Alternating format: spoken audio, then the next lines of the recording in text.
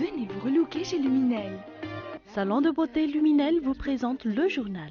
Luminel, osez être la plus belle.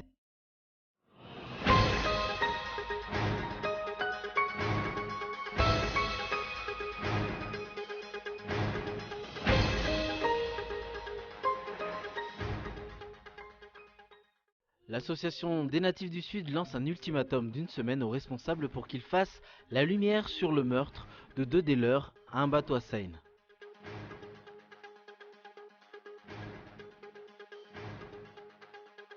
Ces 2 derniers mois, les exploitations minières illicites à Didi, dans le district d'Ambatondazak, reprennent de plus belle.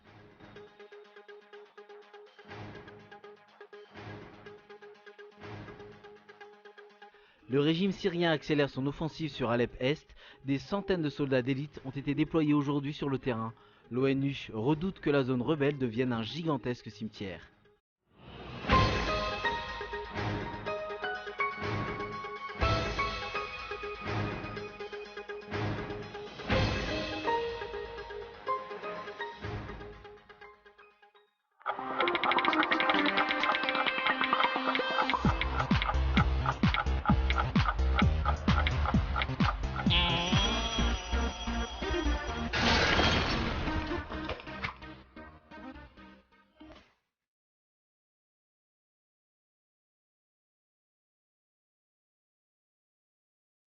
Venez vous relooker chez Luminel.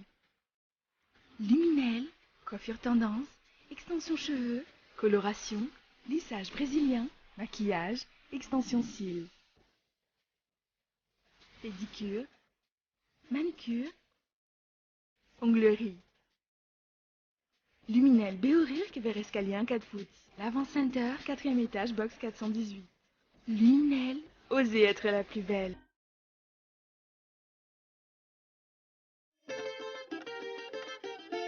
Sur l'axe Boumangajouf, Akalana Restaurant vous accueille dans un joli cadre fleuri et convivial, idéal pour les repas en plein air.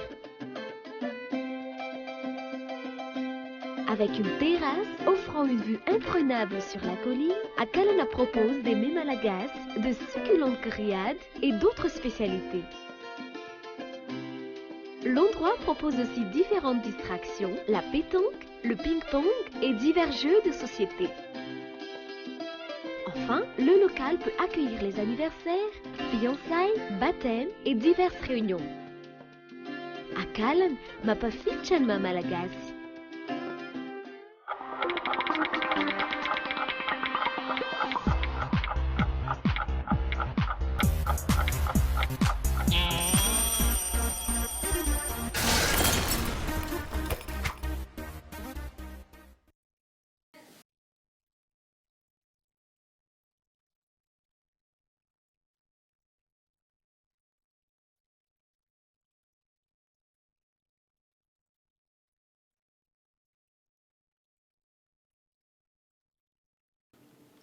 Bonsoir et bienvenue dans cette nouvelle édition du journal en version française.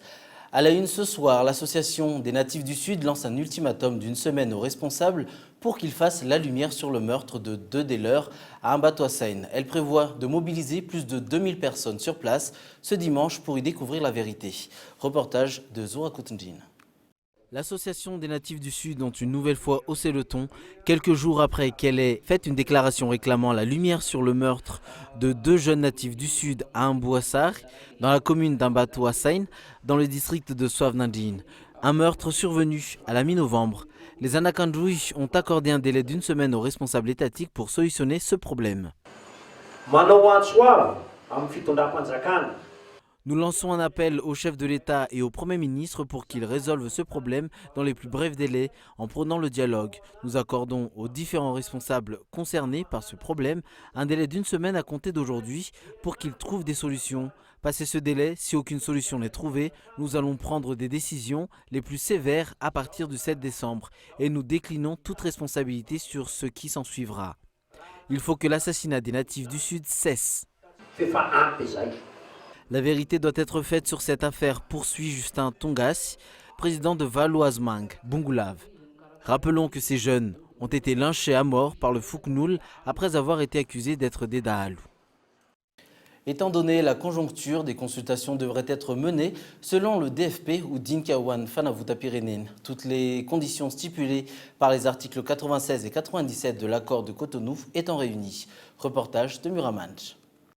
Non-respect de la démocratie, violation de l'état de droit, corruption, mauvaise gestion, autant de faits qui poussent le mouvement Dinkawan Fanavutapirenen ainsi que les partis politiques qui le soutiennent à déclencher les procédures de consultation à ce que stipule l'article 97 de l'accord de Cotonou. D'après l'article 96, les deux parties doivent organiser un dialogue politique. Des dialogues politiques ont eu lieu à 4 reprises dans le pays depuis 2014, mais l'État continue ses mauvaises pratiques. Donc, il est temps qu'une procédure de consultation soit lancée, car les dialogues politiques n'ont pas permis d'obtenir les résultats escomptés. L'article 97 de l'accord de Cotonou stipule que pour des cas graves de corruption perpétrés par le régime, il faut déclencher les procédures de consultation. Ainsi, le DFP, avec d'autres forces politiques, vont déclencher cette procédure sur la base des articles 96 et 97 de l'accord de Cotonou. Rappelons que le DFP avait adressé une lettre aux représentants résidents de l'Union européenne à Madagascar demandant l'application des articles 96 et 97 de l'accord de Cotonou. La mission d'observation électorale de l'Union européenne de 2013 avait formulé 31 recommandations, mais ces dernières n'ont toujours pas été mises en œuvre ni durant les communales ni lors des sénatoriales. Ces 2 derniers mois, les exploitations minières illicites à Did, dans le district d'Ambatondrazak, reprennent de plus belle, des exploitations qui détruisent les forêts et également l'environnement, selon les explications du chef de région d'Alot Amangour. Ce dernier suggère que des mesures soient prises pour y mettre fin. Rappelons que les exploitations de saphir dans cette région ont déjà causé des dégâts incommensurables durant la période transitoire. D'après Sylvain Rabetsaroun, l'État devrait prendre des mesures draconiennes pour contenir les exploitations minières illicites qui pullulent dans toute l'île. Un politicien n'a pas caché son scepticisme concernant la conférence des bailleurs qui a débuté aujourd'hui à Paris. Une conférence qui signifie dépenses faramineuses selon lui, étant donné le nombre de délégations qui y assistent. Reportage de Muramanch. 13 ministres ainsi que quelques délégations malagasy assistent à la conférence des bailleurs qui s'est ouverte ce jour à Paris. Des déplacements qui constituent un gaspillage de l'argent public. Lors de cette rencontre, les bailleurs de fonds vont une nouvelle fois dicter leurs conditions et les tenants du pouvoir vont comme d'habitude s'y plier. Cette conférence qui se tient à Paris se soucie uniquement de l'intérêt de la communauté internationale. Le nombre des délégations malagasy qui assistent à cette conférence justifie l'incapacité des tenants du pouvoir. C'est honteux. Le chef de l'État n'aurait pas dû y participer car les délégations ne rencontreront pas de hauts responsables étatiques, mais plutôt des techniciens. À l'instar des précédents déplacements effectués par les responsables étatiques pour trouver des financements, cette conférence des bailleurs risque aussi de ne rien apporter de concret pour la population selon un politicien. Les déplacements de ces nombreuses délégations génèrent des dépenses faramineuses. Je ne pense pourtant pas que cette conférence changera quelque chose dans le pays ou au quotidien de la population. L'opinion s'attend à ce que le régime joue enfin la transparence, non seulement concernant les conventions qui seront signées durant cette conférence, mais également concernant les dépenses générées par ces déplacements à l'étranger. Énième hausse des prix du carburant, une augmentation de 80 arrières des prix de l'essence, du gasoil et du pétrole est appliquée depuis aujourd'hui. Ainsi, l'essence s'achète par exemple à 3640 arrières le litre contre 3070 arrières pour le gasoil. Ainsi, pour ce dernier, la barre des 3000 arrières est franchie. Cette nouvelle révision des prix à la pompe va-t-elle avoir des impacts sur les frais de transport, notamment les tickets des taxis B? On saura demain la décision que prendra l'Union des coopératives de transport urbain ou l'UCTU. Après les hausses successives des prix à la pompe, cette dernière avait la maintes reprises annoncé une augmentation des frais de taxi B à 500 arrières, mais cela n'a toujours pas été effectif grâce aux compensations allouées par l'État aux transporteurs. Selon l'Office malgache des hydrocarbures, les prix à la pompe dépendent du prix du baril sur le marché international. 200 000 personnes ont effectué des tests de dépistage du VIH cette année, a fait savoir le Comité national de lutte contre le sida. Sur 2050 personnes porteurs du virus, environ 1400 suivent des traitements gratuits avec les ARV ou antirétroviraux auprès des hôpitaux publics répartis dans les 22 régions. À part le fait que les médicaments sont coûteux, les malades doivent également faire face à la discrimination de la société et des médecins. Voilà pourquoi le SECNLS a décidé d'organiser une formation dédiée au personnel soignant. Notons que la journée mondiale de lutte contre le sida a été célébrée aujourd'hui. Pour Madagascar, la célébration officielle s'est tenue à Antsiranan. Les sensibilisations vont cependant se poursuivre jusqu'à samedi. Côté sport, comme nous l'avons annoncé dans nos précédentes éditions, le championnat du monde de pétanque a débuté officiellement aujourd'hui. En raison de problèmes techniques, Cool TV n'a pas pu retransmettre en direct l'ouverture officielle de cette compétition. Vous aurez cependant l'occasion de suivre la cérémonie après ce journal. Sur le plan international, maintenant, les premiers candidats à la primaire de la gauche ont donc déposé ce matin leur dossier de candidature.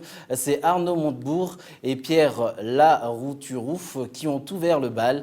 Les autres candidats ont maintenant 15 jours pour le faire et pour l'instant, on ne sait toujours pas si François Hollande se représentera. Reportage de France 24. Voulait être le premier. Arnaud Montebourg s'élance dans la course à la primaire en jouant sur les symboles. Le cadre, une péniche sur la scène baptisée Rosa Bonheur. Fidèle à sa réputation, le candidat file la métaphore. C'est l'ère du grand large qui s'engouffre dans les partis, qui les bouscule lorsqu'ils veulent imposer leur candidature, leurs projets, leurs éléphants, leurs dinosaures. Libérons-nous des figures et des visages imposés. Dans le rôle du capitaine, Arnaud Montebourg passe à l'offensive. Selon lui, personne ne peut s'exonérer de la primaire, pas même le président. Si François Hollande décidait d'outrepasser la primaire, de se présenter au suffrage universel des Français contre la primaire, ce serait la fin, la destruction finale du Parti socialiste et du parti de Jean Jaurès. Le dossier du candidat Montebourg a été déposé en grande pompe ce matin au siège du Parti socialiste, rue de Solferino, où l'accueil était plutôt chaleureux. Autre prétendant déclaré, Pierre Laroutourou, fondateur du parti Nouvelle Donne, qui revendique 500 000 voix aux dernières élections européennes. Pour lui, pas question de contourner la primaire de la gauche. Ça vaut le coup si le but est de changer les politiques dans ce pays, de montrer que la gauche, une vraie gauche, une gauche qui croit à la justice sociale, qui mise sur l'intelligence et la fraternité, que c'est possible. 5 autres candidats, Marie-Noëlle Lienemann, Benoît Hamon, Gérard Filoche, François de Rugy et Jean-Luc Benamias, devraient aussi déposer leur candidature d'ici le 15 décembre, à condition d'avoir réuni les parrainages nécessaires. Direction à présent la Syrie où Bachar al-Assad semble déterminé à accélérer la chute d'Alep-Est. Le régime a déployé aujourd'hui des centaines de soldats d'élite pour conquérir les quartiers les plus peuplés de la zone rebelle. Reportage de France 24. La stratégie du pilonnage incessant. Sur cette vidéo de l'armée syrienne, les combats font rage ici, dans le sud d'Alep-Est, près de la centrale électrique d'Al-Sheikh Saïd. Dans le viseur de ces soldats, ce quartier est l'une des dernières places fortes encore aux mains des rebelles. Car ces derniers jours, ils enchaînent les défaites. Après le quartier d'Anano samedi, le plus grand de la ville occupée, dimanche, les forces syriennes s'emparent de Sakour et Haïdarié, mais aussi Jabal Badro et Baadine. Mercredi, elles affirment même avoir reconquis le quartier de Sheikh Saïd, mais les rebelles affirment tenir bon. Selon l'Observatoire syrien des droits de l'homme, depuis le 15 novembre, l'armée de Bachar al-Assad a reconquis près de 40% d'Alep-Est aux mains de la rébellion. Au loin, derrière la ligne de front, ces bombes s'abattent sur les civils. Pris de panique en masse, les habitants préfèrent désormais fuir au plus vite, direction les zones aux mains du régime. Ceux qui ont plus de chance sont montés dans des bus. Depuis samedi, près de 50 000 civils ont réussi à quitter les zones assiégées, emportant juste ce qu'ils pouvaient. 30 000 auraient gagné le quartier de Sheikh Maksoud, tenu par les Kurdes. 20 000 autres ont débarqué comme ici, dans une zone tenue par le régime. Des Syriens qui ont échangé l'enfer des bombes contre un peu de nourriture ou un drap et surtout un peu de répit.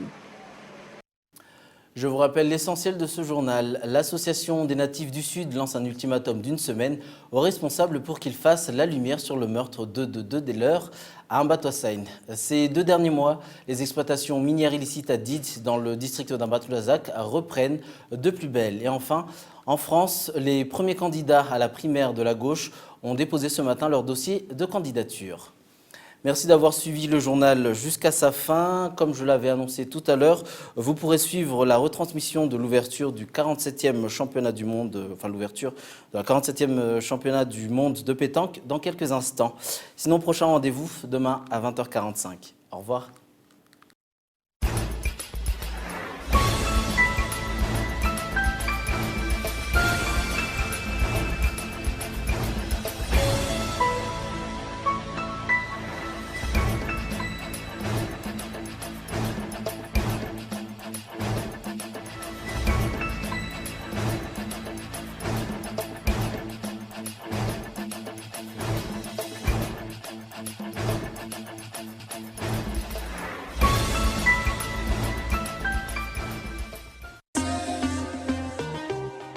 Venez vous relooker chez Luminel. Le journal vous a été présenté par Salon de beauté Luminel. Luminel, osez être la plus belle.